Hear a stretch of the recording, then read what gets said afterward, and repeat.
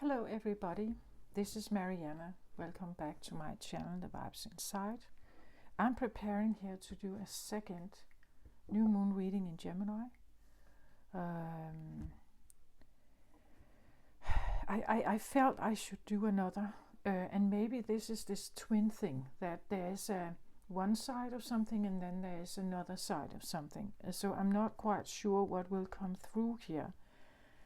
But I do have messages that are kind of coming in here. And I think that, I don't know, but I have been on this journey with yin-yang energy for so long.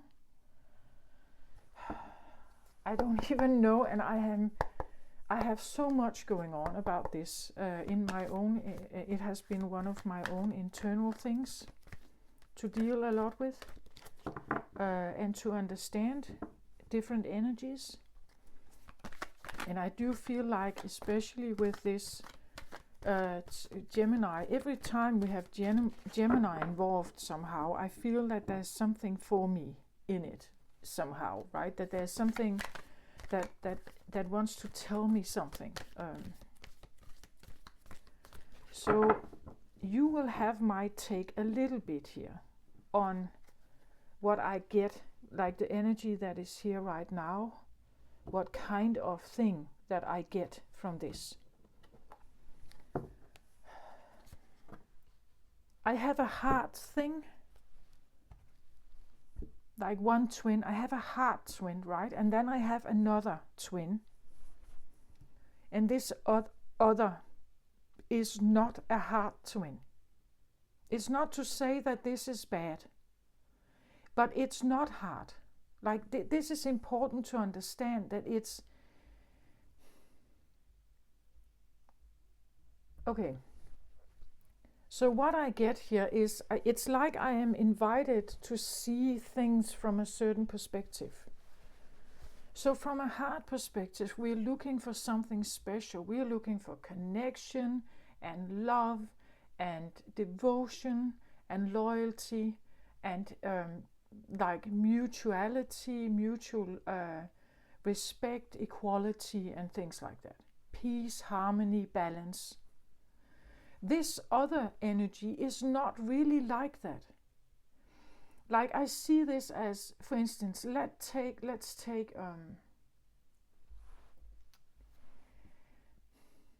I wanna make it really clear, right? So let's take an energy that is like this other heart energy has to do with, it has to do with, let's say, connection. Like it has to do with the melding together of two energies. We come together, we become one. It is a peaceful, balanced harmony, right? Okay, great. Then we have this other one. This other one is not like that. It is utterly not like that. It is an energy that stands alone. Like that is the focus. It's so important to understand it. Let's say, for instance, and I want to make it very clear. I want to take an energy like Zeus, uber masculine.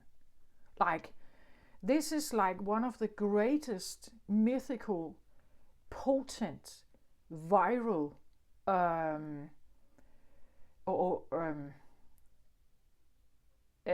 you could say masculine characters. Like he was the god of gods. He's an emperor, right? He's big energy, extremely powerful, extremely physical power. He is titanium, right? He is so fixed and so set in this potency. And he can have supporters around him.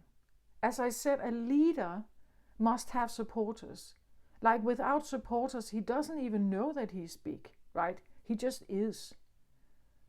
Like if everybody around him is like him, he's not special. Like he will be the same as everybody else. So in the community of heart and connection and equality and balance, he doesn't really fit there, right? Because if he goes along with this style, he will be the same. Like they will be equal.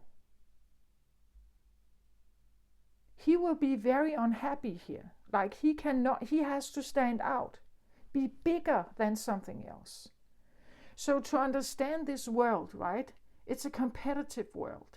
It's very masculine driven. It's very competitive. It's very yellow. It's very solar plexus oriented.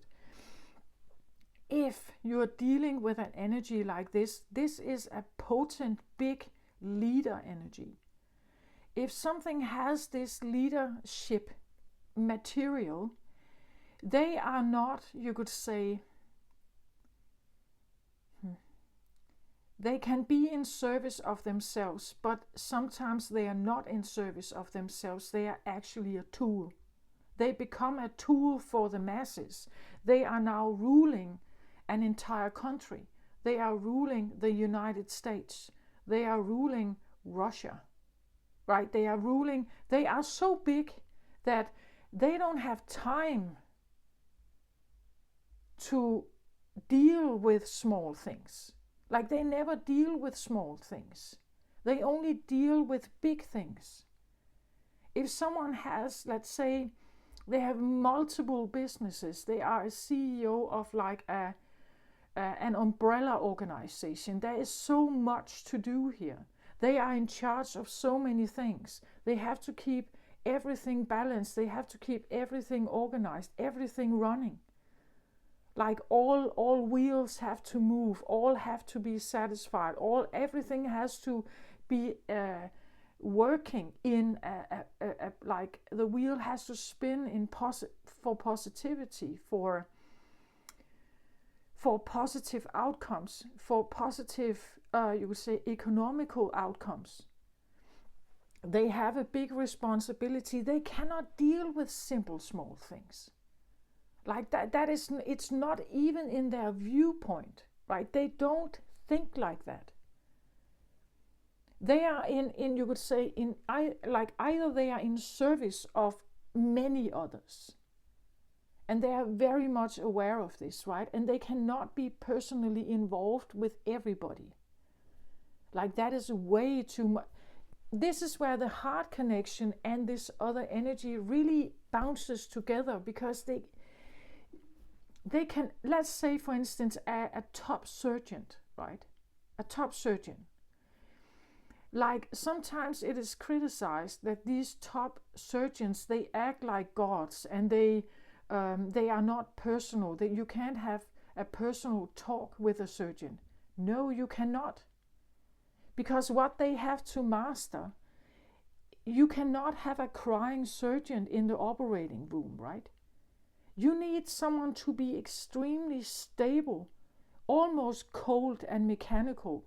You want them to be unemotional. You want them to be utterly focused and dedicated, and like do their, like they have to, this is where they have to show their skill. Their skill is to be extremely focused and have a steady hand and be clever, extremely clever, extremely skilled, right? That's what we are looking for in this particular surgeon. We are not looking for our best friend. We're not looking for, we want them to fix this. We want them to do something that is very difficult to handle, perhaps, or requires a lot of skill, right? It requires a titanium wall, right? We want them to be like that. We need them to be like that. Like a protector, right? We can't have a protector that falls down and cry all the time with us when we feel bad. No, we want this great protector to be iron steel, right? If we need a protector, we want it to be iron steel. We don't want it to be weak. We don't want it to sit and girl talk with us. We want it to be massive. We want it to be like unpenetratable, We need it to be so solid. It can never bow down. It must never lose its strength. We need it to keep strength at all times. Be ready to fight at all times. Be ready to take action at all times. Right? So just imagine this for a moment, if this is the expectations of a person here. That a person has this job, for instance. They have to always be like this. They have to always perform, always be there, always take action, always be solid, strong, never bow down, never give up, never ever do that. Just for a moment, think about that. What that may feel like. They have to become hard, right? They have to become. This is another energy that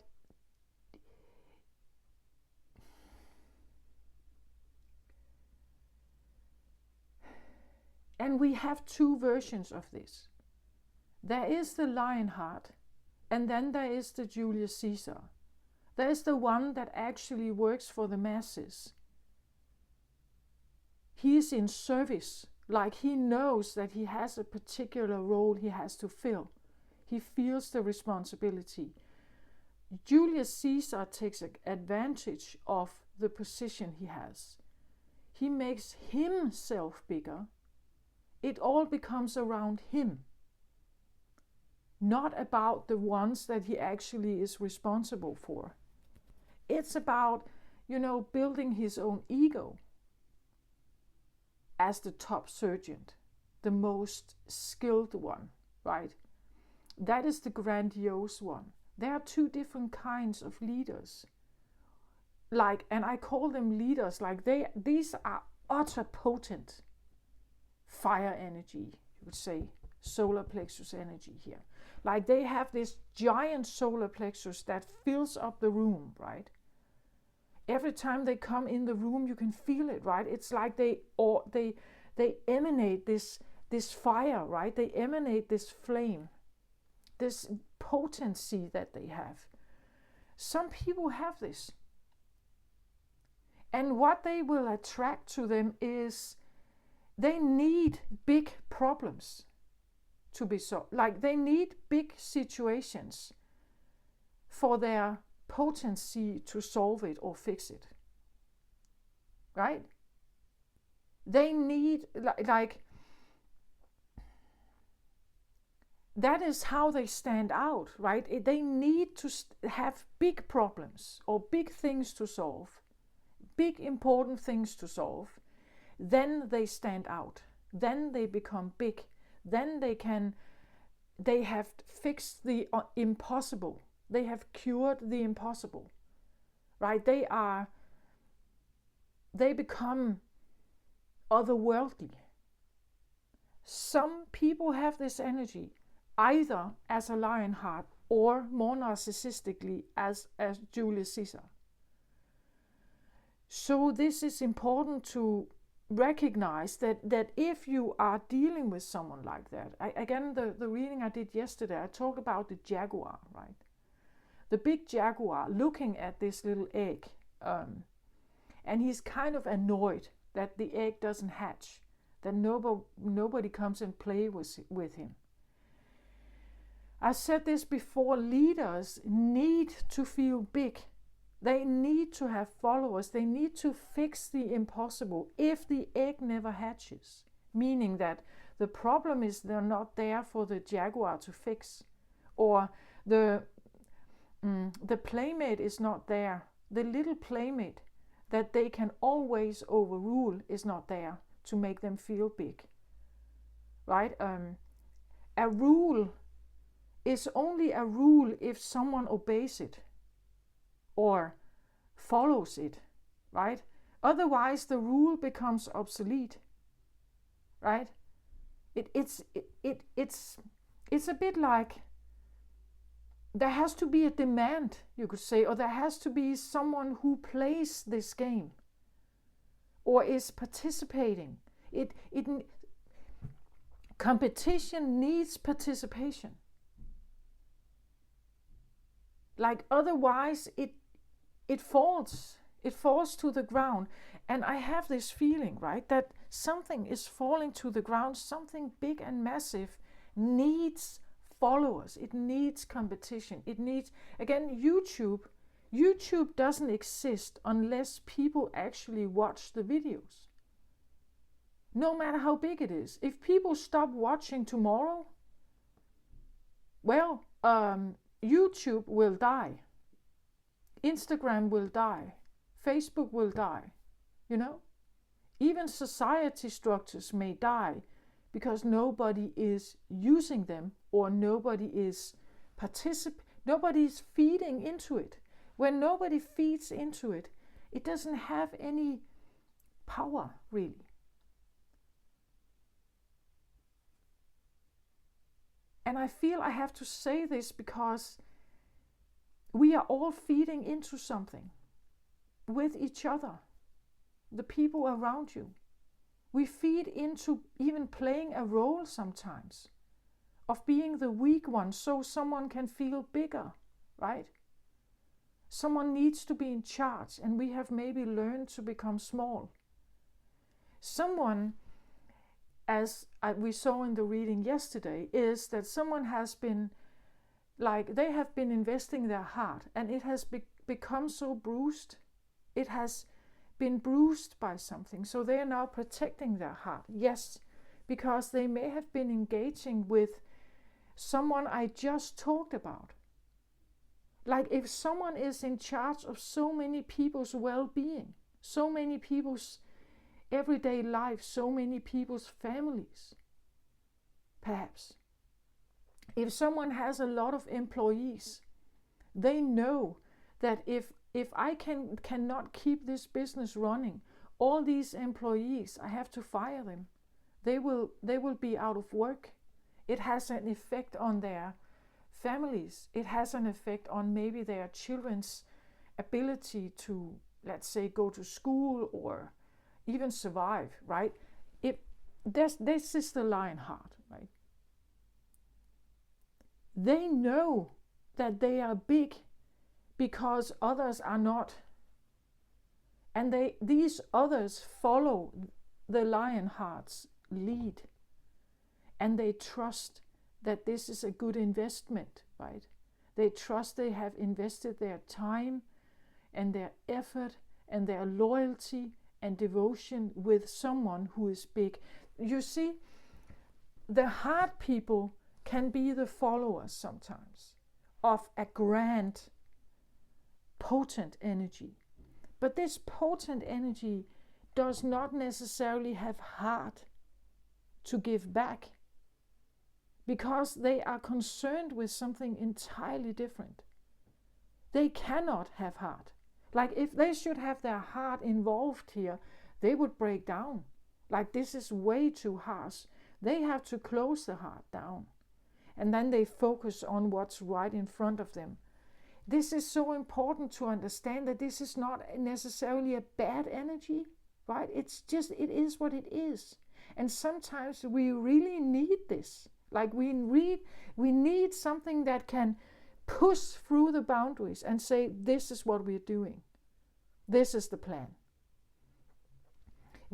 Sometimes we need something to be this iron fist, to be this like, and have this like persuading energy, or this fighting energy, or this warrior energy. But they have to be able to go out there without being wounded in their heart.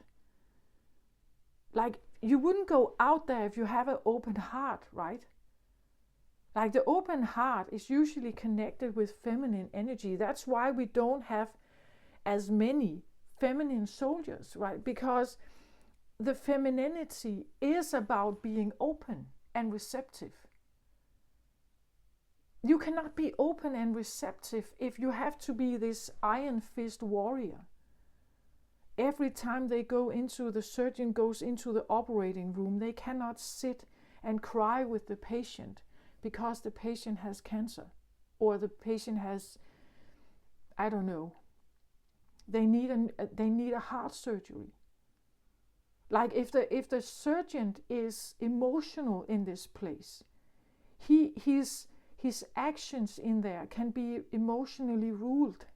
So one day he will be happy, one day he is sad, one day he is grumpy, one day his you could say performance will be changing from day to day. This is not preferable, right? If I need a heart surgery, I need a new heart. I want the most skilled, stable, and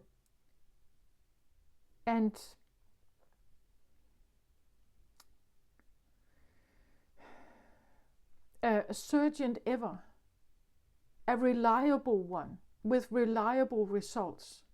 That's what I'm looking for, right? Reliable skill. I can rely on his what he does. I want that one. Sometimes we want that one.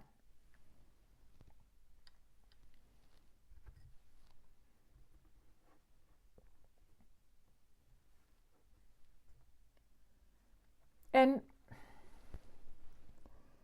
society can be seen a bit like this. Society it's big. It has a lot to say. There is a lot written. There are many laws and regulations and all kinds of stuff going on in there. This needs interaction to persist. Like it needs for us as humans to keep interacting with it. And because when we interact with it, we give it value. When we interact, when we bow to it, we follow the rules, the regulations. When we do that, then it has power. As I just said, if everybody stopped tomorrow watching YouTube, YouTube will have a hard time continuing its, you could say, business, because there are no viewers.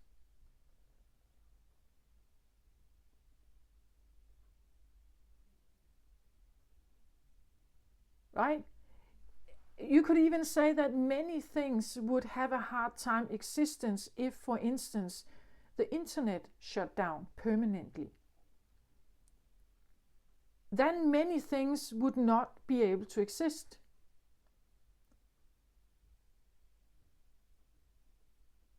If something stops its activity, it has an effect on the other.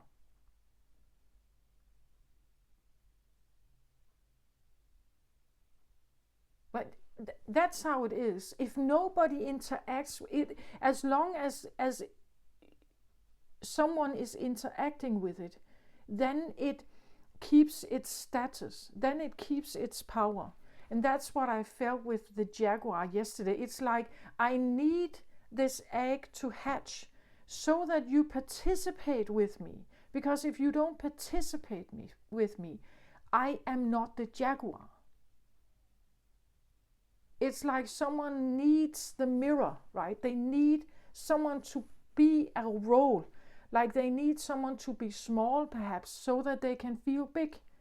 There's something like that, right? So I feel I'm making another reading, but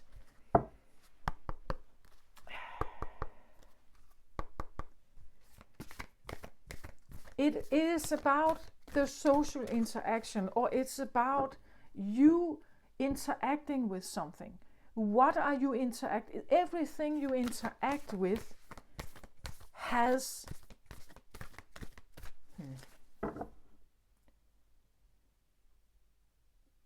becomes bigger, you could say. Everything you interact with becomes bigger. So this can be your thoughts. It can be the people you are around. It can be the values that you are having. Everything you participate in. You give it meaning. Every time we give meaning or we prioritize it, it becomes bigger, like it grows. So if there is a consensus, let's say that, if there is a consensus around the world that humans are celebrating their birthday, okay, then this thought pattern that as a human we celebrate birthdays, okay, it becomes a rule then. It becomes even a requirement. There are things following. First of all, the one having the birthday must be the host, perhaps, of a party. And people that come, they bring presents. So see, now we have established a narrative around birthdays, but only if someone buys, only if someone is participating in it, right? Only if I do it, only if I follow this narrative, it has meaning.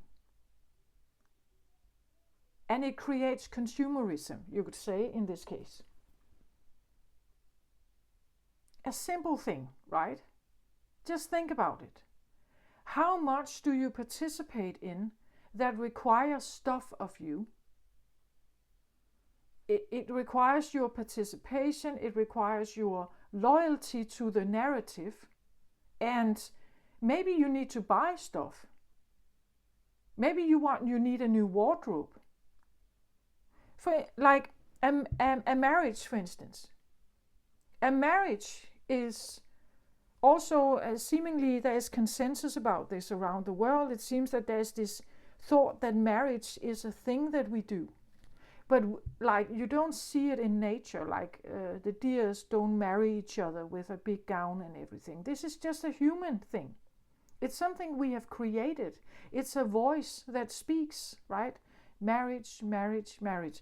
And when we listen to this voice, it can, you can say, steer us in a direction. It can steer us towards wanting to be married. And if you have a person in your life with whom you will be married, it's because both of you are thinking the same thought. Both of you are tapping into the same narrative. Now you have to make the big wedding, right? We celebrate this union between two people, and humans, we are very good at this. We want to have this emphasis on self, like self-promotion. We are doing this all the time. Instagram, selfies, everything. It's very self-promoting, ego-promoting.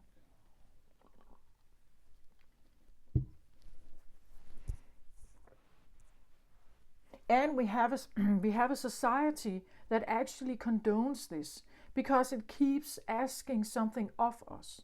It keeps asking our participation, and it wants us to buy stuff. It wants us to buy stuff, or it wants us to invest our time, effort, loyalty, or something in it, right? This is what we have around us. I think this new moon is asking us to look at this, to have a look at, like, is it everything about this world that I participate in that I actually want to give my time, my effort, my loyalty, my power perhaps to? Do I want to bow to all of this? Do I want to be like in it? And what happens if I don't condone it? What happens if I stop celebrating my birthday? Well, people may have a reaction to it around you. You may stop being invited to their birthday because you are not inviting them, and so on. There can be a reaction. But then you have to think about it. Okay, but then if I'm not invited, it may not be because they don't like me. It's simply because of this exchange that normally takes place, right? And is it worth it for me? Like, are there values here that like when you see the consumerism voice, right? When you see the voice in it, is it what I want? Like, do I want to participate in this just because of this gift exchange? But and then there's this idea of the self-promoting, cheering and singing birthday songs and having the cake with the candles, and it is very self-promoting, and humans like this. Like, we like this self-adoration, or the adoration that people come and they do this for us, right? They're doing it for us. They participate in a narrative. So sometimes they are doing it for me, and other times I'm the one doing it for them, right?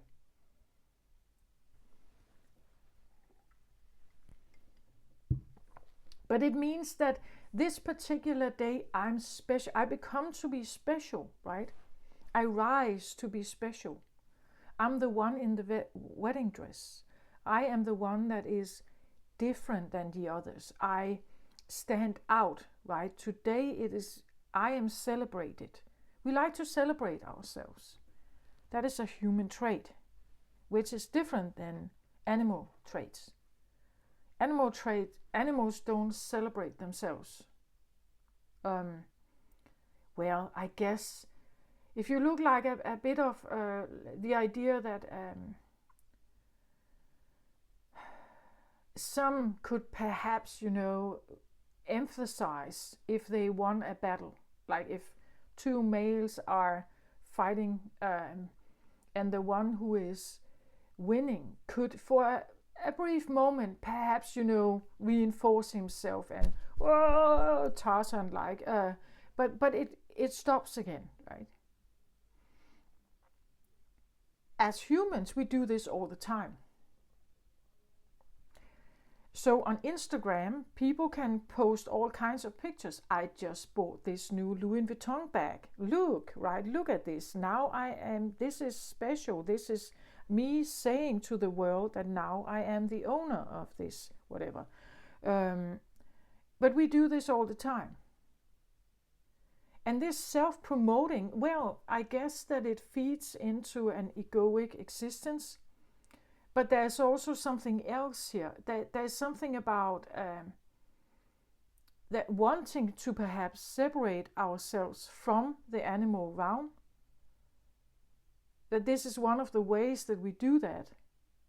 And it makes us gather, right? We gather together.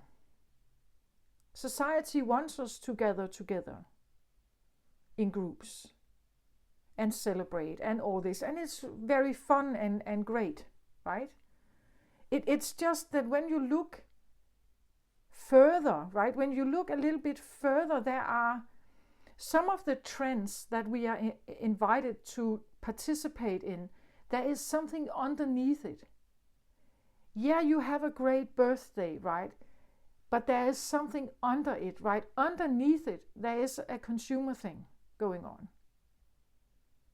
And this now puts a pressure on the people participating in this, because they actually have to buy this stuff. They have to buy the food, they have to clean their home, they have to get the new dress perhaps if they want to dress up or stand out or something, So suddenly, because you participate in some kind of narrative, it costs you something. Time, loyalty, your loyalty to the narrative, to your family, to your friends. That it's a lot of, but down underneath it all, there is something that benefits from this narrative. Besides you being celebrated, something is benefiting. Right? Unless you change the narrative. Right? Unless you change the narrative about birthdays. You want it to be different. You want it to be not that expensive, perhaps. Or more relaxed or whatever, or you want to celebrate your birthday only with 2 people in your life, then this thing underneath changes. You can have a look at traditions, all kinds of morals and whatever, people around you, workplaces, everything. This new moon is asking us, I feel like, to have a look at the world around us and where we are participating and giving our time and our money and our devotion to something.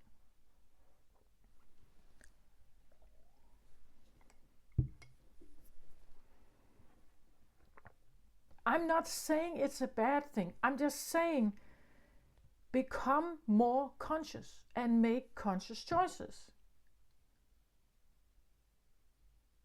Some things exist in this world just because there is a narrative for it. And enough people are buying into it. That is the reason why it exists still.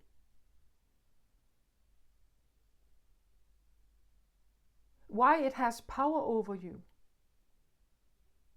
Like why it's a narrative, it's a voice that just and because there is a consensus, because again this idea, because enough people buy into it, because enough people trust it, because enough people find it interesting, then it almost becomes like a peer pressure to participate and be part of it.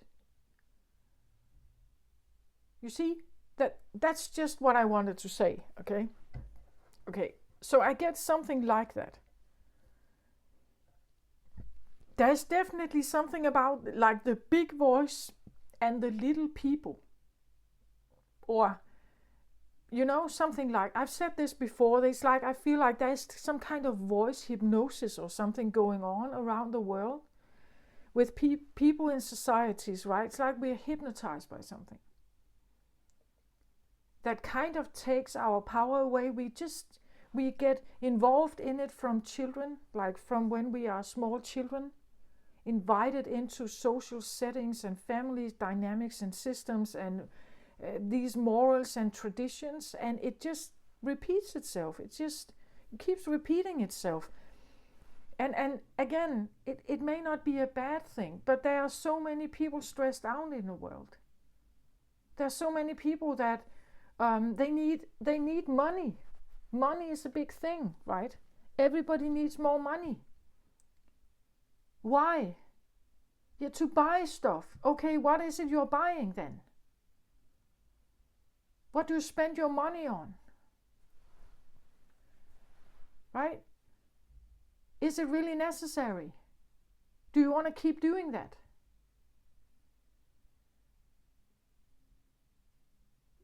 Okay, enough. I start the cards here.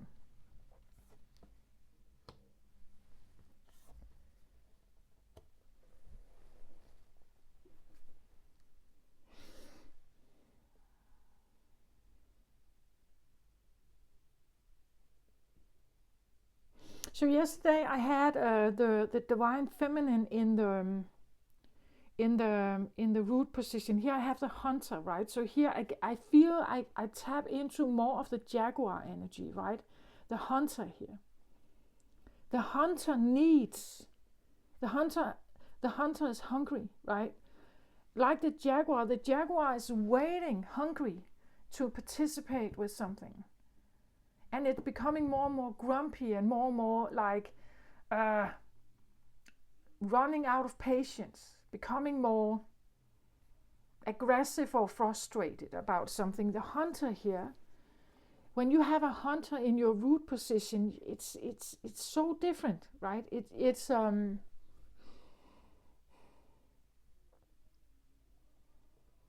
needs participation. Right? It needs for something to engage, and there has to be this sense of dominance or fight or something, right? The hunter needs to have a prey, not another hunter. Like a hunter versus a hunter is just going to be like a massive fight. The hunter is looking usually not for another hunter, but for a prey.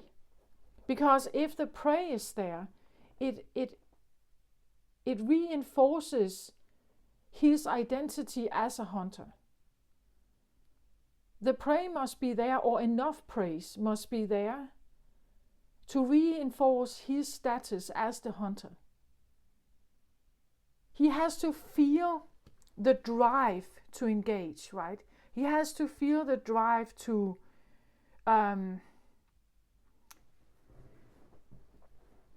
keep hunting. A cat that is hunting a mouse, you would say, trying to catch a mouse, is a hunter as long as the mouse keeps running. If the mouse dies and lays still, the hunting is done. Like the hunter can no longer, the cat can no longer be in hunting mode because the mouse died. It is not participating. It is over. The hunting is over then. So if the hunt is important, it's not to actually eat the mouse, perhaps. It's not the eating of the mouse that is interesting, it's the hunt. The hunt is a game. The hunt is a competition. It's to see if you can get away.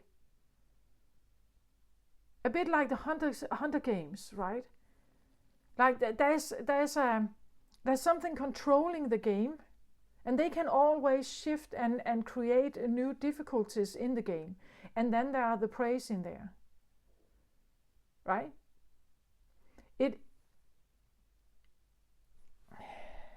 The hunter, if you deep down have a hunter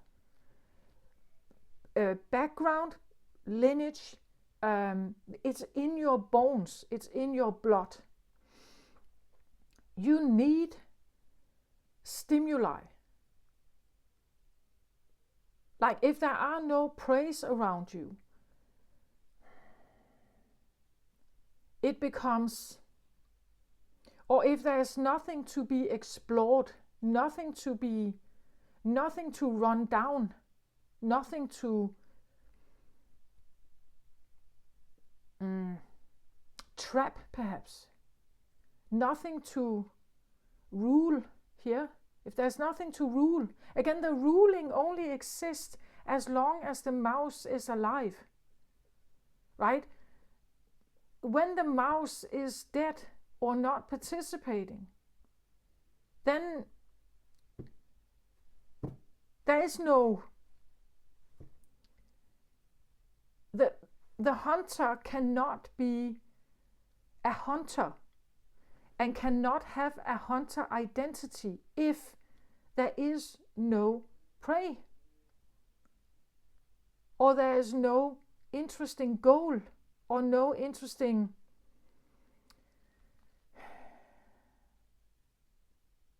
treasure out there, right, that he wants to go towards. If nothing seems interesting enough, fun enough, exhilarating enough, thrilling enough, he can't go hunting.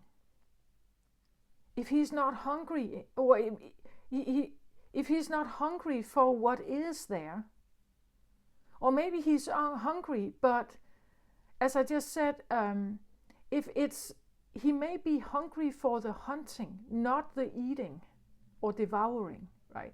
It's not the killing that is interesting, it's the hunting that is interesting. If this is in your roots here, then you are dependent on the prey. You're dependent on something to be weaker than you, smaller than you, something you can, and it must be worth it, right? Like the hunting, you could say the hunting experience must be worth it.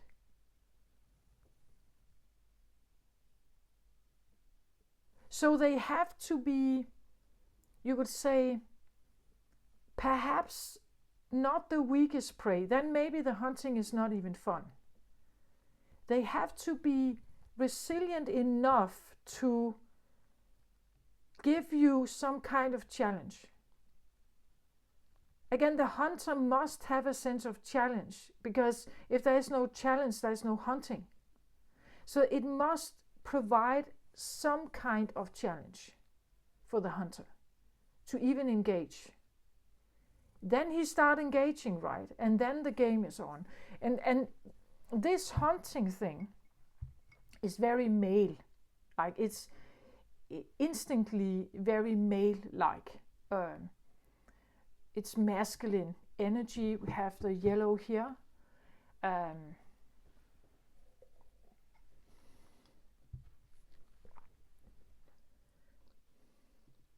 I have the 4 of fire here in the center here.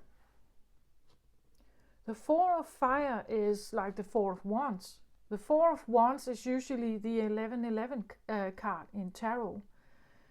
The 11 card is what we talk about, like this could be the marriage card. This can be the one that you want to build a home with. This is the one that is worth it, right? This is the one that is, like, I see the 4 of wands sometimes as the 4 pillars of a house, right? That this is the one you want to form your home with, right? The base with. Someone could be interested in, because this is the center card, right? Someone could be interested in connecting here with someone with whom potentially they could have a long-term commitment. The 11-11 card can be, sometimes it's referred to as the true path forward, the only one, the one you want to be with here, the one you want to marry, the one you have to go towards, right? The hunting here, the one you have to go towards. And then in the crown position, I get this card here. It talks about deep emotions that has to do with past life recognition or influence, karma maybe, or unknown feelings, but they come from, it's so deep that you cannot explain it. Like, it's so instinctual almost that you cannot explain why you need to go and hunt something here, or why you are on the outlook for someone particular here. So here I feel like I have the jaguar from yesterday.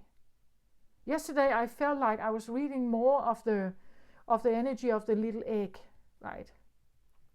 Here I feel like I have the jaguar.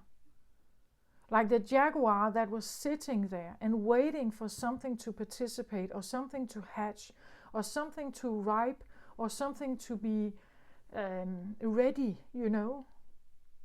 Something to be ready to engage with him, to want to be with him, to want to, and it's like she sits here and sings, right? She sits here and sings, or plays the flute. It could be the feeling that it's like someone is calling you, or you feel called to hunt here. That something is awakening a hunter here. And it has to be worth it. And it may have to do with like a past life influence. It's a very deep, very unexplainable draw or pull towards something. It's almost like you can hear the song of something. And because you can hear this song, it's like you just have to move. You have to go there, right? There is something calling you to become the hunter here. To be this one. um,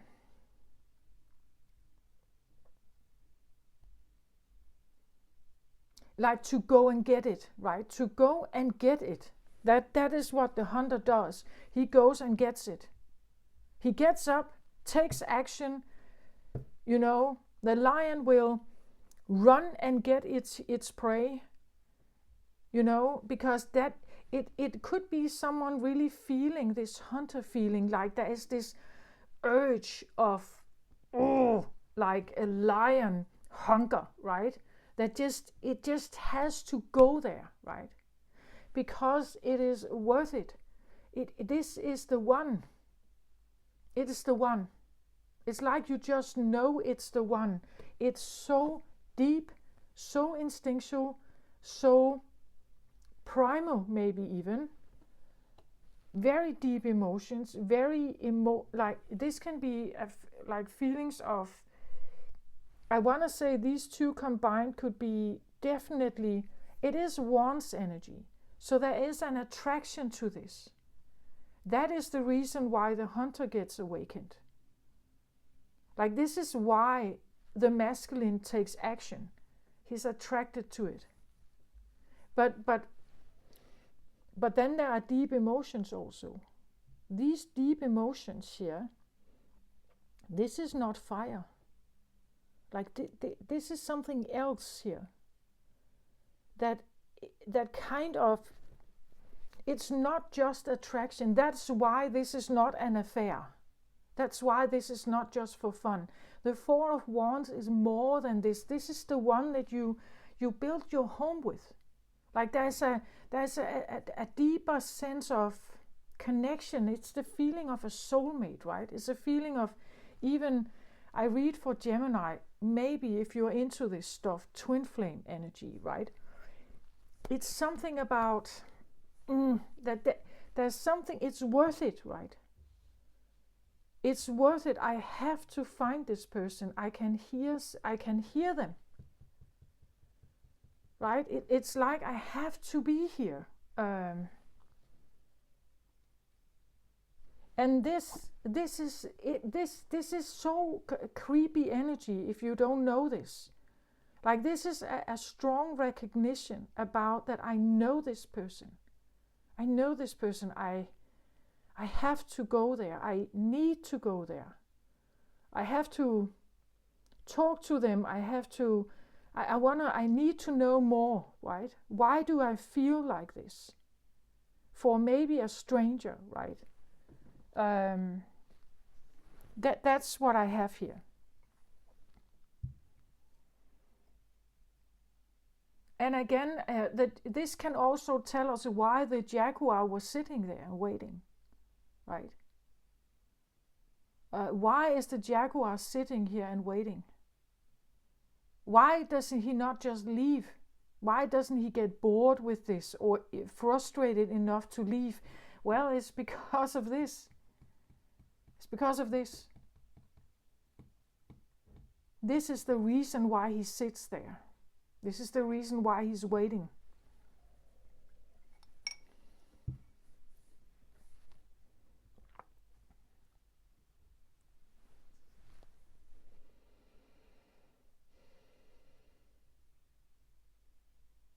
Again, I feel like there's something here about, like an energy like this can be really frustrating because it goes against it goes against the norm. It even goes against everything you normally were attracted to.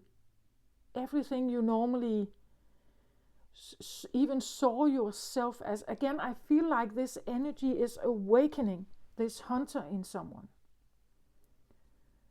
Like they have to take action. They have to go and do something. They have to be the detective, find this one. They are on the outlook. Something is awakening here or being called forward. And this can be very primal. Maybe you have never seen yourself as a hunter. Right? Maybe you saw yourself a bit more like, no, I sit here. I'm not someone who does that. But this becomes so instinctual, I feel like. I get a lot, and again, it is root chakra. It's the feeling of like deep instinctual urges to go, right? To go and do something, to take some kind of action.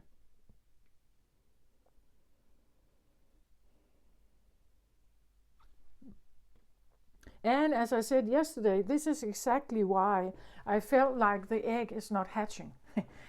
It's correct that that the jaguar is supposed to come to the egg. But if this is very hungry, how is the jaguar going to treat the egg?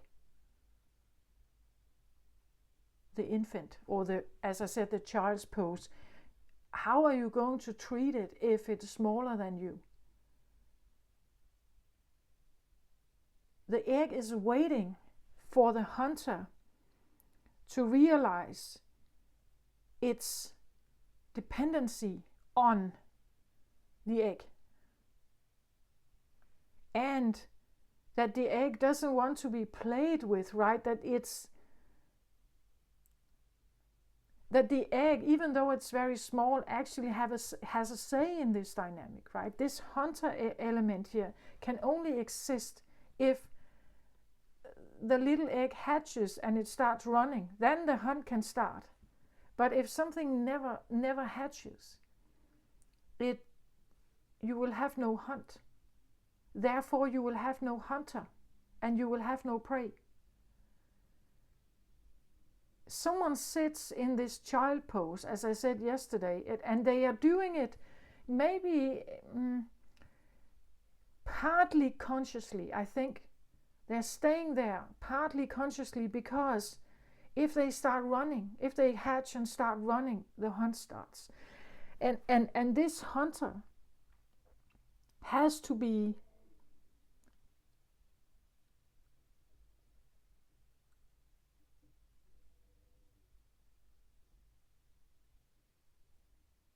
it has to know its power, first of all, and it has to accept also you could say the dynamic that is going on.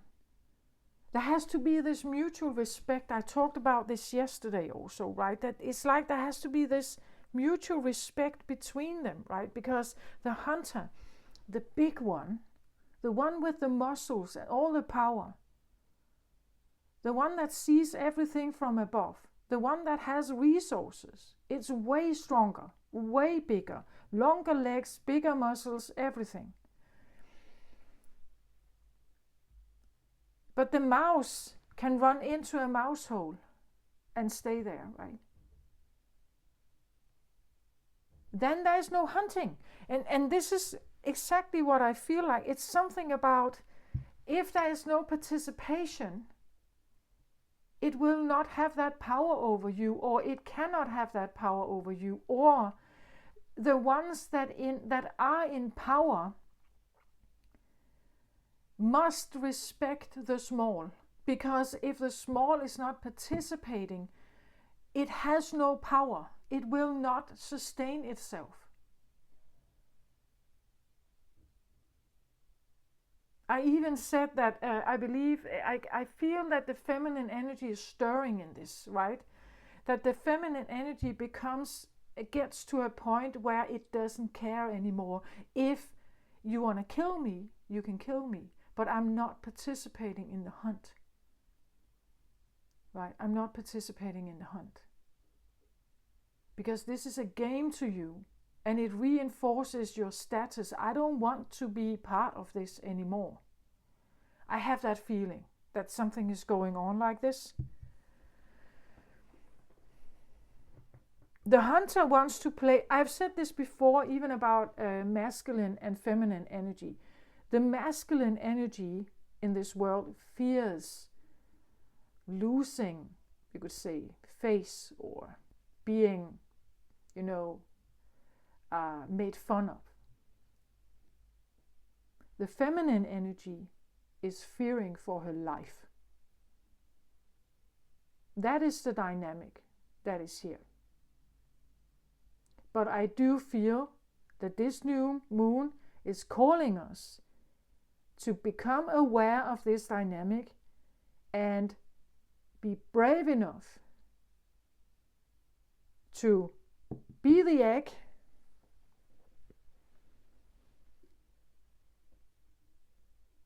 right? And if you are the hunter, you are called to recognize someone's participation in your little game. Because if someone is not participating anymore, they go grey rock, they block you, they're not talking to you, they don't call you, you will not have that status, no matter what you feel here.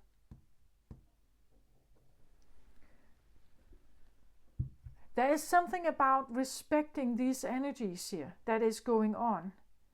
And they are driven with, they are driven so differently. Something can be driven by the heart space. They really just want connection, equality, peace, harmony, balance. This other one, the hunter energy, they don't want that. They want the difference.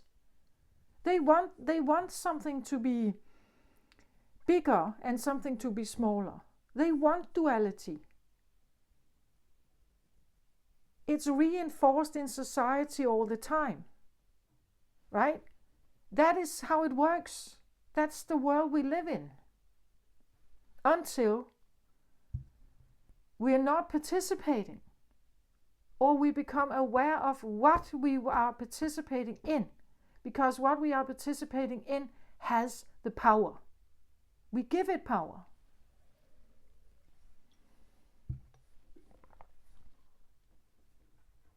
This is a psychological game. A physical game. I get it. If you don't follow the rules, you're punished. Yeah, but this is where I say it's like the feminine energy. I feel like it gets to a point where it says, I don't care. You can kill me if you want to. Right? They don't care anymore. They get to a point where they don't care anymore. When they don't care anymore, the power structure breaks down. Because there is no fear response in the same way. The fear response is eliminated. As I talked about this before in some earlier readings, she will turn herself from being a caring, invested person into someone who doesn't care. She doesn't even care about her own life. And when that happens, power structures fall to the ground because they can't use the fear anymore. The turning of the feminine is going to change something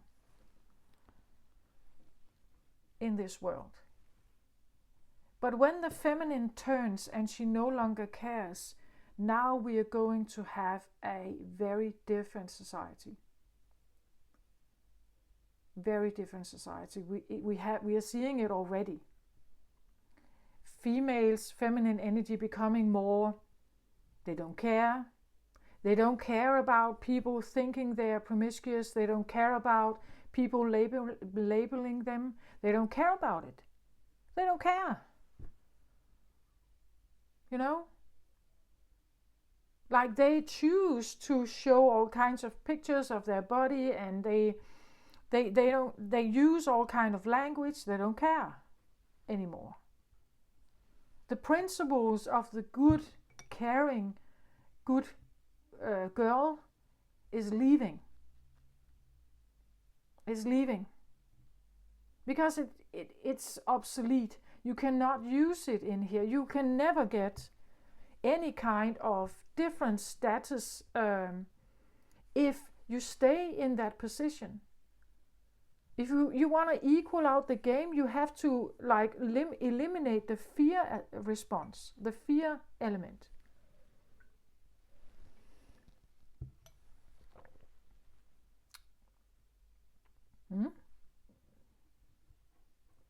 This is what I feel like is happening. And there are energies here turning. And this is going to challenge the hunters, because if people are not participating in the power game, they will lose their power. So something can happen to the hunters, those that are normally hunters here. And they are used to having prey around, many of them, many prey. A player type energy will just find another prey, right? Someone who participates in the prey idea, who sees themselves as a prey, who has been designed to be a prey. I believe feminine energy has been oppressed to become that. Like feminine energy is supposed to live according to certain rules and behave in a certain way. And as long as you buy into that, it persists as a law, right? It regulates your life. Okay. I want another card on the hunter here, because I feel like someone is being asked. We had the divine feminine yesterday. Here we have the hunter. We don't have the divine masculine. Let's have a look at this, because he can be one. As I said, are you a Lionheart or are you a Julius Caesar? Is it just to saturate your own hunger?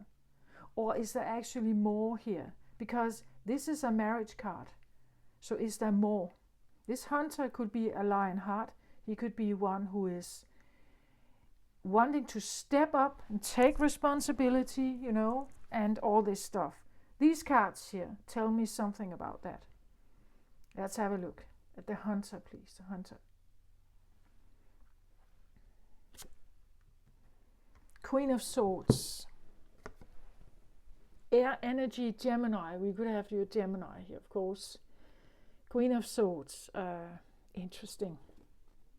Interesting, the hunter. I just said it's masculine energy, right? And now we have a queen here, feminine. So this is we could have a feminine hunter here. A feminine hunter.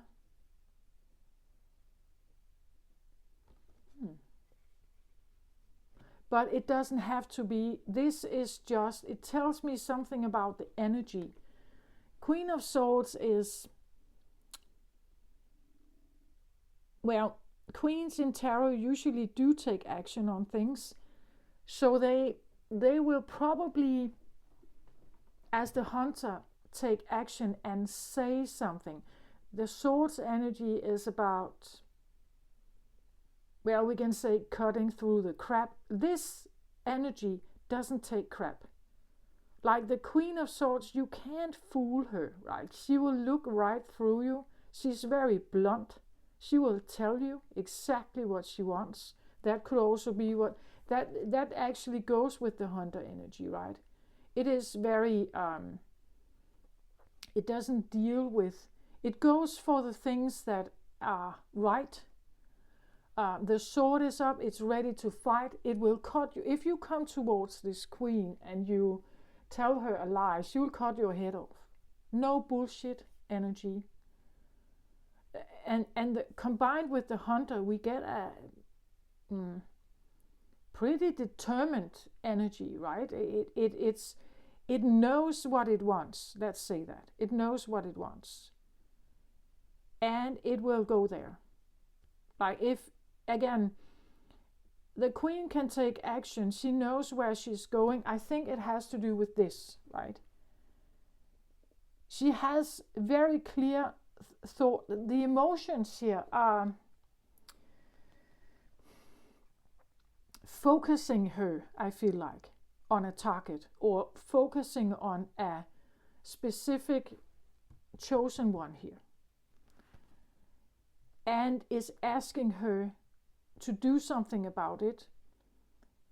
But again, not necessarily focusing on the gender. It's just, that's what it does. The energy says, I take no bullshit. I go for like the best thing ever. I take no bullshit. I have my sword raised. This can also be a bit phallic energy or phallus energy, a bit I take action, I am determined, it speaks here, it communicates. So the hunter could take action with speaking, like they could choose to communicate, talk, write, sending messages, and they are quite blunt. Like they won't, like, it's very transparent, I feel like. A very transparent, it's transparent that it's a hunter. Let's say that. So, and it's a transparent hunter energy. So they will come forward, if like they will come forward, their style, you could say, their style here of hunting is to come forward very bluntly, very honest, and very to the point. Like that is the style. And maybe the jaguar is sitting here and waiting to be able to do this. And the egg is not participating, it's protecting itself still. And it's waiting and becoming a bit grumpy because there's something it has to say here. It wants to say something. That's why he sits there and waits. He wants to say something. But I also get this feeling, I got it yesterday, this feeling of being a bit annoyed. Why are they not picking up the phone? Or why are they not returning my text? Or why are they not, or if they are blocked communication. I can't even get my text through, right? I can't tell them, or I can't, there is no, that it's blocked, right? I can't seem to, and again, the hunter needs to eventually get its teeth into the flesh, right? This is the satisfaction. I got you, right? I got you, right? That is the hunter. That I have to get my teeth into the flesh, right? The lion has to get its teeth into its flesh to have this, the potent masculine energy of conquering something. If you cannot conquer, you cannot have the feeling of being the hunter. If your teeth never gets to the flesh, you will never have that feeling. And that's exactly the dynamic. It sits and waits there and is ready. But it stays. The egg stays. Right? And the egg is asking the hunter to step back, right? Step back because I don't want to be eaten by you, right? I don't want you to hurt me. I don't want you to do that. I don't want to participate with someone who just wants to kill me, or use me as a game or something, or play this game with me where we are obviously not equal. I don't want to play that game, right? And that's why the hunter sits, the jaguar as the hunter sits here and waits, right? That is what it does. So it has a very direct, maybe very, I want to say masculine approach, the phallus here, like the masculine approach. It could be rather direct, it's to the point, right? Maybe a bit aggressive, maybe a lot aggressive actually, about something here. But this other that you have in mind is not participating.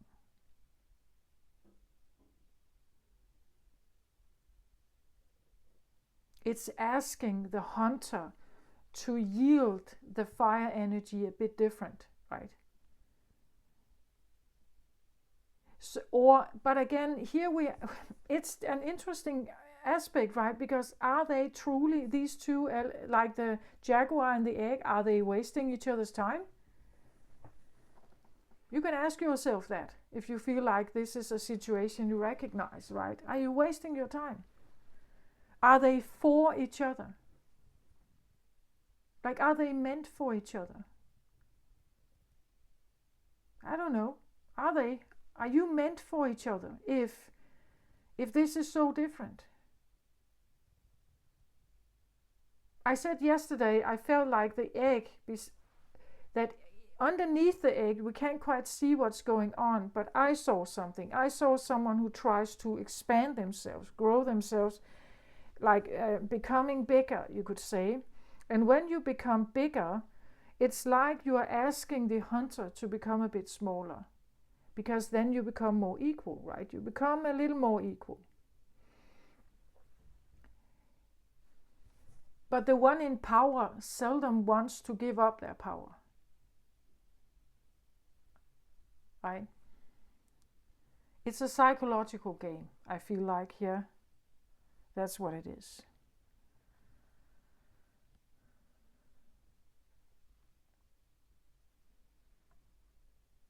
And we have very different energies here. The conqueror, the hunter, needs to win. Like that is what drives them. On the other hand, the one that looks for balance and harmony and equality and the melding together and the oneness with someone, they are looking for balance. They are not looking for either of them to win. They are looking for cooperation. So you see the different energies here. They are so differently driven, and we just that's what it is. I'm not saying they are bad. They're just so they're utterly so different. In some situations, this is beautiful. In other situations, whatever we have here is necessary. Right? So none of them are bad per se. They just have to understand each other's value and respect each other, right? Okay. I feel I'm kind of repeating myself a bit, but I get this other, I feel like I get this other view here. Like this is the other one. This is the jaguar. And they are on the outlook. They're waiting, they're sitting there because of this. This can be someone, as I said, could be someone, deep emotions here, past life, karma or influence is the reason why they sit and wait, why they haven't left yet, why they don't go hunt something else. This is because of this. It's because of this. This card can tell me, again, the marriage card, this can be a family thing.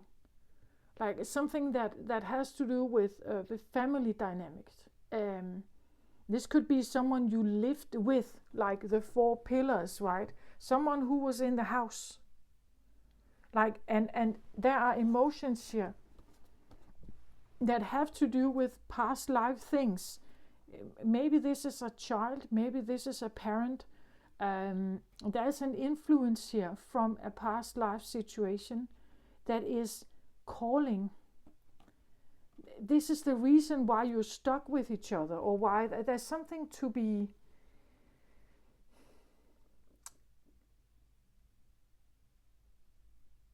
there's probably, I feel like with the deep emotions here, there are probably, can I get a card on this deep emotions here? A card on this.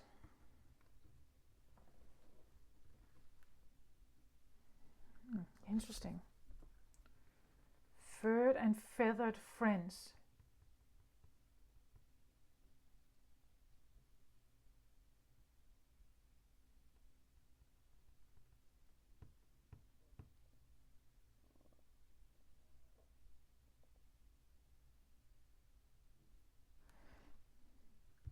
You see, like this is interesting, right? Here it's like all of them sit together without any hunting. Like here no one is a prey and no one is a hunter per se. They just are, you know. Here they coexist with each other without... They are friends here. Furred and feathered friends. There's something about an acceptance. It doesn't matter whether you are a human or you are furred or you're feathered. We can all be here at the same time. There are some emotions that are recognized here, even though, again, you may be very different. Like maybe someone actually has respect here and they do want to say it, like they do want to tell the other, but the other is keeping themselves locked off and protecting their heart, right? They're protecting their heart. In the other reading I just did, right? But someone may see something here. They may recognize that, because this is in the crown position. This is like your wisdom. This is the intuitive downloads you may have. This is a knowing, a knowingness, right? A knowingness about coexistence. A knowingness about coexistence. And then again, realizing, but I have been maybe trained to be the hunter. Many men are trained to be hunters, right? We participate in a masculine society built by men, for men particularly, that many of us have become very masculine. Even women have become very masculine to participate in society. And this is the bloodline. The bloodline has to do with needing to become hunters. Participating in a game of hunter and prey. Right? And maybe as a hunter here, maybe you have been in charge, like you've had money or status or fame or something.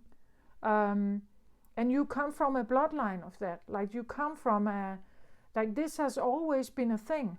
Like we have always been surgeons in this home. We are doctors or we are academics or something. And it's important to keep the status up so that others are poorer or praise, right? They are the ones that I operate on, right? They are the ones I govern. Like they are the servants that work for me. You know, like there's something about that. Having a bloodline of this. And we saw yesterday, we saw Divine Feminine in the root position. So that is a very feminine energy as the bloodline. The bloodline inheritance of being perhaps the wife or the good daughter or the one that is weaker, right? The one that is governed by the ruler, right? This is the normal setting in society. Men rule, women follow. Or, well, it has been. For many, many centuries it has been like that. And I get this feeling that there's something about this that is obsolete. We have feminine energy that is very tumultuous right now. It doesn't care, right? It becomes more rigid. It doesn't fit into the box. So it stirs in ways and it doesn't care. It doesn't care about labeling because they are not alone, right? There are many of them now. Many feminine energies are stirring right now. Many feminine energies become ugly, you could say, because they don't stay in the box. So the feminine energy is willing to become ugly and labeled. They don't care about it. They want their freedom. They want out of this dynamic, and this is what's happening. Unless those in power actually realize that they are dependent on the other to stay in a certain way, otherwise they can't be big. That is what this is about. There's a balancing, an attempt of balancing energies here. And this is just going to continue. This is very in line with Aquarius energy, very in line with the idea that everybody has to be able to be here, right? No matter color or race or tradition or stories, we have to get over ourselves and stop the fighting. That's what this is, right? There are some deep emotions here about a time, perhaps, again, past life influence. Maybe there was a time where we could get along, right? Maybe there was a time where the lion could get along with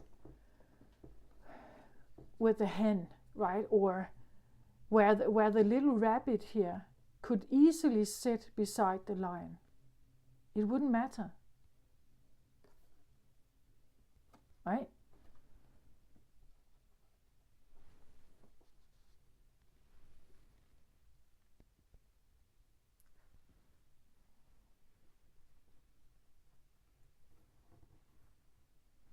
Four of fire here, another card on that.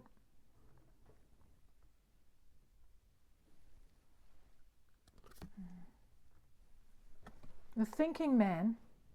Yeah, someone is definitely thinking here. They're looking at something, right? He's looking at something here that shines and glitters and is very beautiful. He's admiring, I feel like. He's admiring this.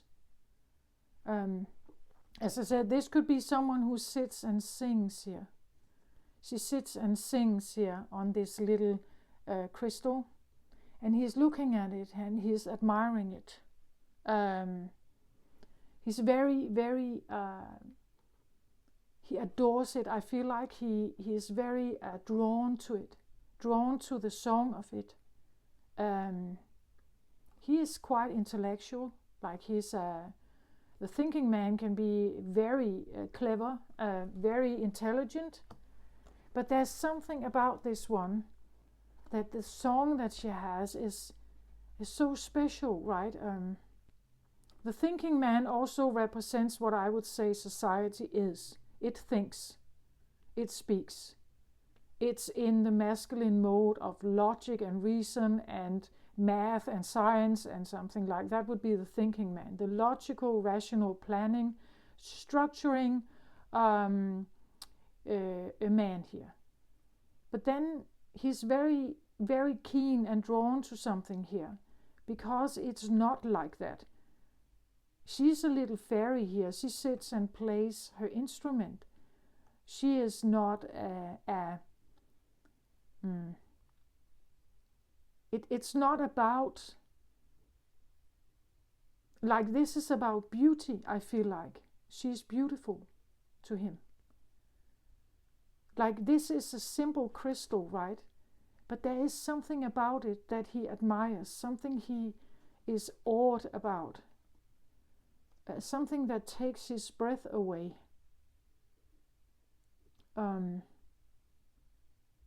This little fairy here,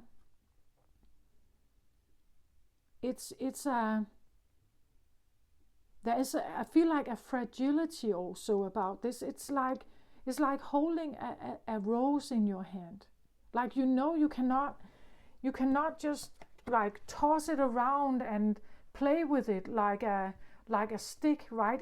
It will crack and it will lose its leaves and then you will lose the beauty of it. It's important to keep it.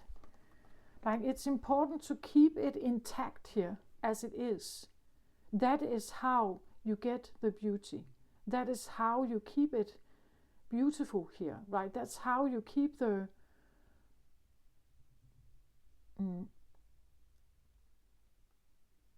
maybe the purity or the sacredness of something. That's how you keep it. Like, there is no logical reason why he should maybe like adore the crystal. Like, in his world, is in his thinking world, the crystal doesn't matter. Like it's an object, right, that can just stand on the shelf. But this is like it's almost like it's alive, right? It's more, it's like having a friend. Again, he's very much bigger than this, right? It would be like holding a little fairy in his hand.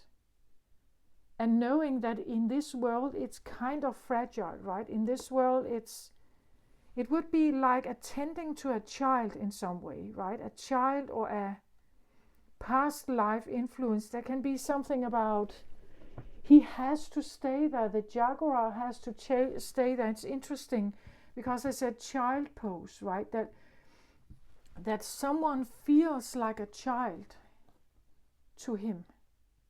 Someone feels like he has to tend to them, I feel like. He has to protect them. He has to tend to them. Like if it was a child. Like his child.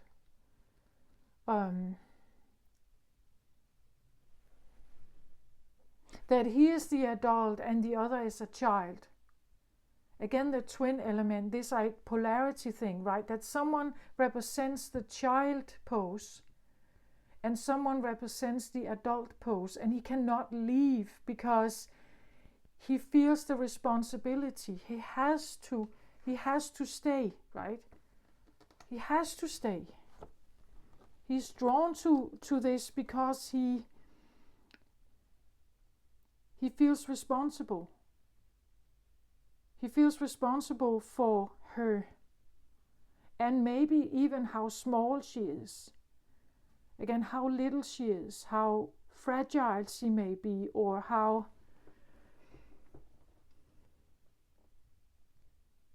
beautiful or pure she is. Again, she has wings here like a butterfly. It would be, again, like he has a butterfly in his hand. He could easily crush it, right? But then he would lose it, right? I've talked about this before, this idea. You can easily eat it or crush it, but then it's gone. Then there's no hunting. You know, if the feminine energy left the building, like left Earth, or if we because feminine energy is regarded as weaker as masculine energy, that's why I use that term. You could say the prey energy. If the prey energy leaves,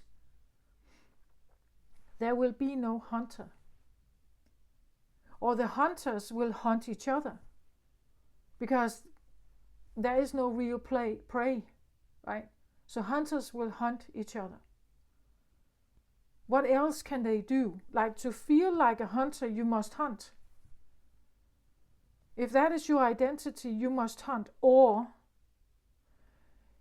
you are asked to look at this energy, right? You're asked to look, are you really a hunter? Or is it only because it has been expected of you? Like, are you really this hunter? Or is it only because it has been expected of you? You grew up with this, you've never learned anything else. It's in your bloodline. It has been dictated to you that this is important, that this is the way that things has to be. You grew up to become this one. You have to ask yourself that. Do you want to stay the hunter? Then at least you have to give credit to the prey. Be grateful that someone played along for a while, so that you could feel like this. Maybe it gave you status, maybe it gave you money, maybe it gave you power in a dynamic in some way. But you need someone to play along. If they're not playing along, then you are out of business.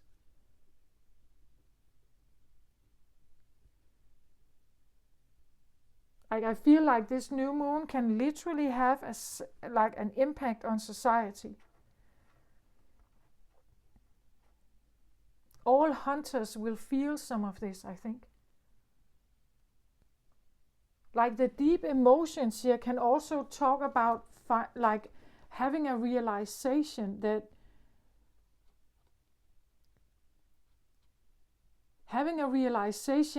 that we belong together, right? That some of the dynamics belong together. It's not about a fight. We can only have this with each other if we participate.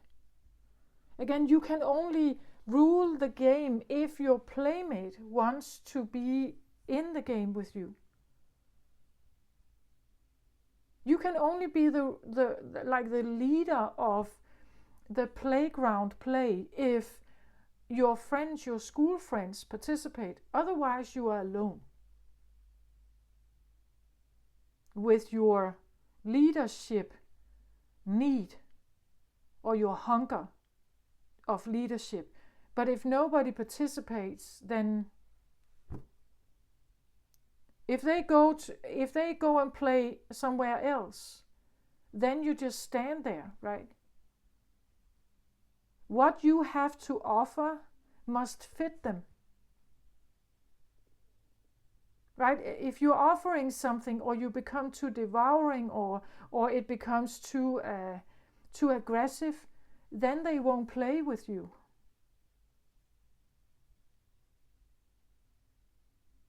So this one could be asked to have a look at that, right? Have a look at your need to conquer. And this is, again, I feel like I said it before, something like the egg is asking the jaguar to yield its fire energy differently. Or simply to find someone else to play with who actually can, be play with someone your own size. Why do you want to play with me? The little egg asks, right?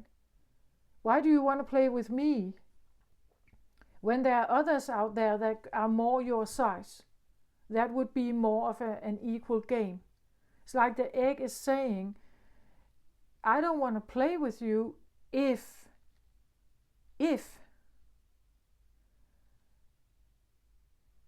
you are doing it for your own benefit.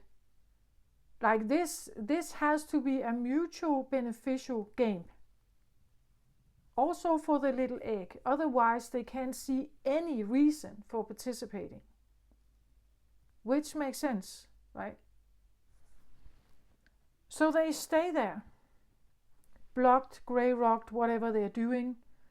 Blocked communication, staying away, keeping to themselves, doing something else, not interested, doesn't give you any kind of credit, not looking at your posts, not showing you any kind of interest. They're not feeding into your ego. And when they're not doing that, it could be frustrating for a hunter here. The reason why they're not feeding into this anymore is because they don't care. And they don't want to participate. They are saying no.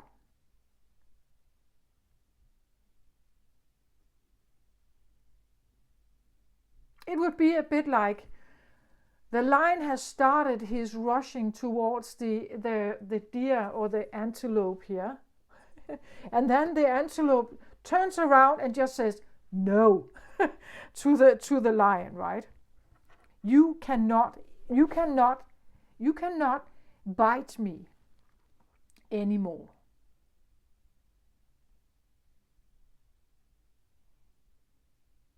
Right? There's no way you can bite me anymore. In nature, the reason why there is this hunting prey game going on is because they don't do that, right? The antelope here, or this gazelle or something, they don't turn around and say to the lion, no, right? They don't do that. They run, right? because they buy, like they have no, they don't know anything else. Like they know they have to fear the lion, so they fear the lion. Around the lion, they are always the prey. This is like the gazelle saying no to the lion.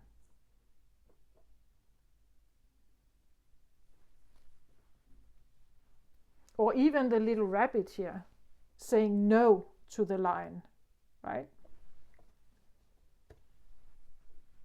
You can no longer touch me because I don't care. I will not run. I will not allow you to have the hunting phase. I know the hunting, this is the one that you want. You want me to run. I don't want to run. I'm not running.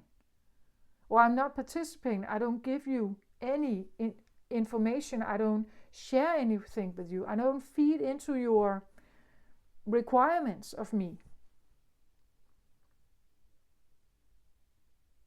I'm not participating.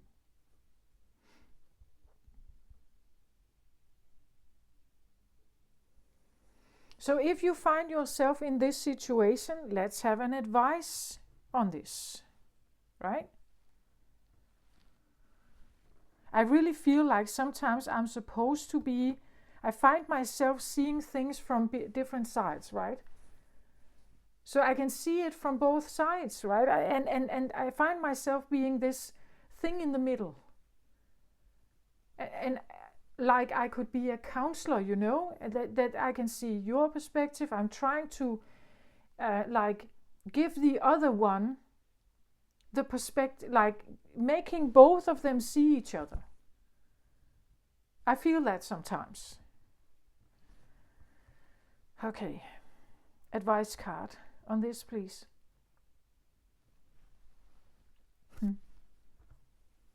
Angel of Balance. So what does this mean? Well, it means that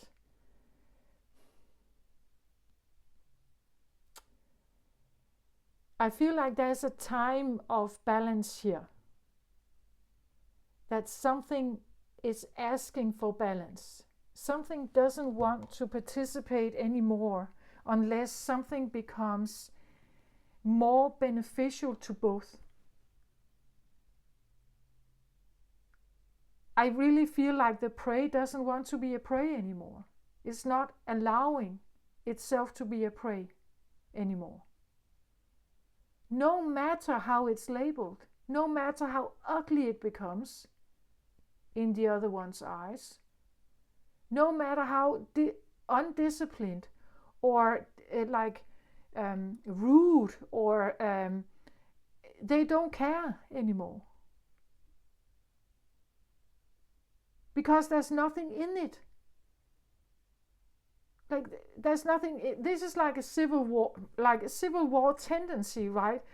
When something becomes too oppressive, eventually the other part that is oppressed will not take it anymore. They don't care if they are killed. They don't care if they are, because they will be killed anyway. They will starve anyway. They have to fight for their life. They have to fight a way back. They have to fight at least for their own freedom or to get out or for the ability for their family to survive. Eventually, they are so, the resources of the oppressed is so low that they have to erupt or turn themselves into something else. And this is a tendency that will continue. This has come to stay, no matter how we want to see it. This is feminine energy.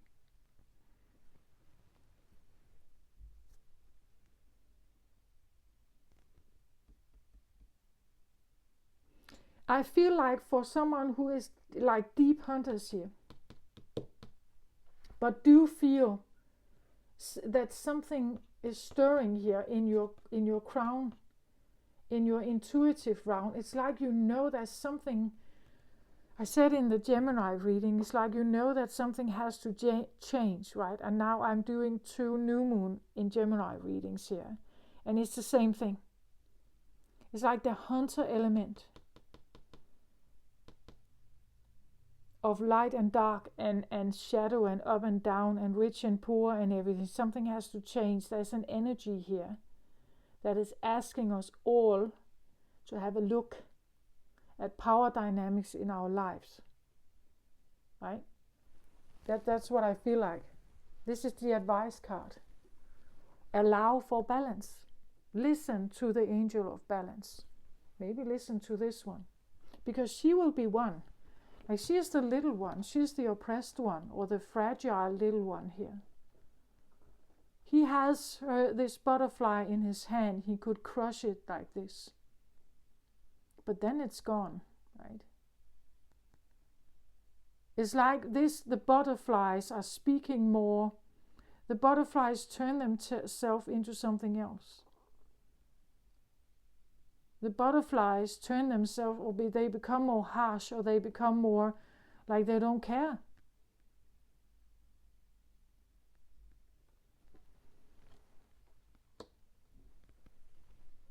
The angel of balance is I feel like it's like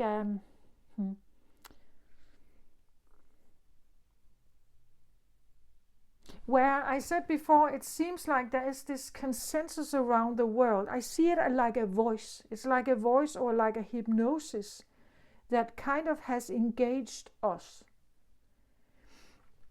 The angel of balance is not a voice, it's a feeling, I think. The masculine realm of power and competition is very verbal. It's about the thinking. It's about the swords energy. It's very logical and rational and planning and structuring and strategic, weighing pros and cons. It has all this to it. The feminine realm is very emotional. This angel of balance, I feel like I should say that as an advice card, this would be listen to your emotions. Or this one. Right? Don't overlook it. And I think you can't. Like it's in your crown position. It fills up your entire way of thinking. You can find yourself being more emotional, where you are normally very strategic and very rational. But this you cannot overlook. Like it's family, or it's the one. Right? You can't not have it. Like it must not disappear. Right? You need it. To be the big thinking man here, you need this. You need someone like this here. But there has not been a respect or a clear perspective about this. Like those who sit like this, they don't even know how valuable they are. They have no idea. They just think that they are weak and small and everything. But they're necessary for someone to feel like this or this.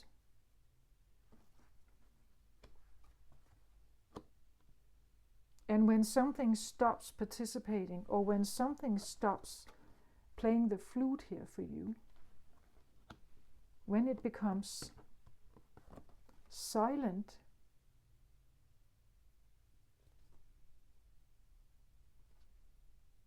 there's no music, there's no dancing monkeys, there's no entertainment. Perhaps if the game here, the hunter game, is an entertainment for you, you lose your entertainment. So maybe you should think about that. I know that there are many videos coming up now where family structures are being broken, that adult children are leaving their parents or their parental structures, going no contact and something with their parents. That's it. That's what this is about. You know, it's like the praise says no more of this. That's what I feel like is here with this new moon. Okay, so this is what I have. I hope this helps somehow. Take care of yourself out there, everybody. Love and light to you. Bye-bye.